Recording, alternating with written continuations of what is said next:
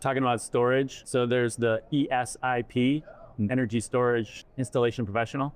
That's a pretty new credential. What's up with the ESIP? What's anything new? Yeah, the ESIP, or as Sean O'Brien from NABCEP calls it, the ESIP.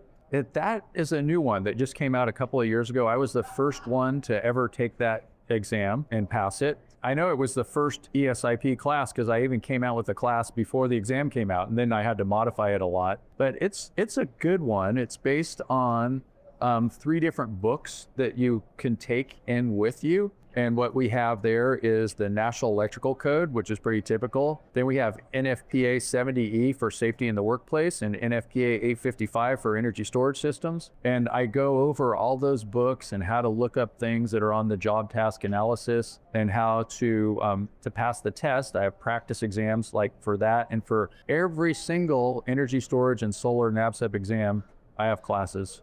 And I have practice exams for all that and classes. I was hearing a little bit about the ESIP that's going to be in Spanish.